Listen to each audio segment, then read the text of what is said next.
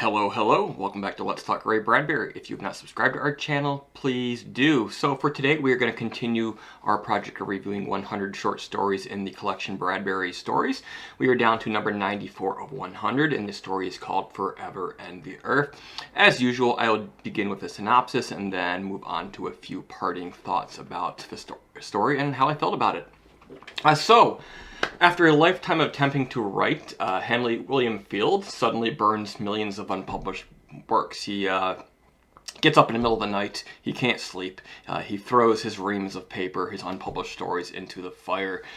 He's wealthy, but his wealth has not helped him or anyone become a better writer, and what he really wants more than anything, living some 300 years from now, is proper book that really captures the beauty and the feelings of space travel and all the wonders of the world that he lives in. So, as an alternative to writing, he uses his money to fund a time travel mission in which Thomas Wolfe, the author, is brought back from his deathbed in 1938 temporarily to write one more book.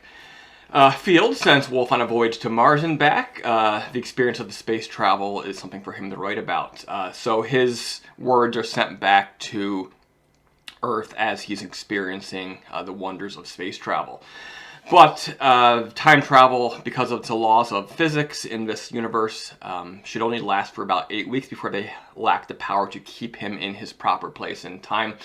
However, the 8 weeks comes and goes, and somehow through the massive force of his own will and the experiences of his discoveries out in space, Wolfe somehow manages to stay locked into the current present, where he's able to finish his final book. But eventually he must be sent back to 1938 to die, which he is. But mysteriously on his grave are these flowers that seem to come from out of nowhere every once in a while. Allegedly, this is Field sending moonflowers to Wolfe's graves to honor him from the future.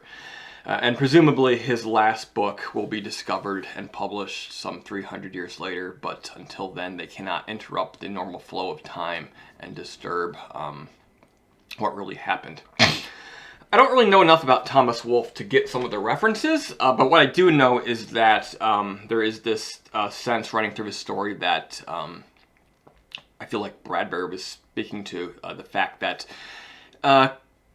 classic literary minds and critics, they don't take science fiction completely seriously, and I think that's something that Bradbury probably struggled for in his entire career. You know, there's occasions where a few of his stories have made it into the collections and been anthologized and been taken seriously, but most of his work is sort of seen as juvenile, and I think that's a mistake. I think there's a lot more to offer in Bradbury than you think.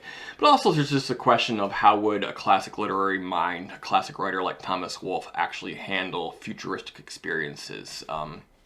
So much of what these authors did was grounded very much in their presence. So it'd be interesting to see what an author like Wolfe would do if confronted by the prospects of a future out among the stars. Also, I think that, and Bradbury couldn't have possibly known this, or maybe he did slightly know this, but he was known to be a prolific writer. Even into his dying days, he used to write part-time, they said. So there must be just files and files and files of unpublished Bradbury work, and I can imagine in the decades and centuries to come that possibly another Bradbury book should be coming, right? Possibly many books. I'm not sure what has become of his files, what has become of his estate, but there must be lots of unpublished treasures waiting to be found, and I look forward to possibly getting to read them someday. So, Forever and the Earth, number 94 of 100 in Bradbury Stories. We'll be back with the final 5 stories, very, very soon. Next up is The Handler. But in the meantime, if you liked Forever and the Earth and you like this video, please give it a thumbs up, leave something positive and constructive in the comment section, subscribe to our channel, and I'll see you again soon.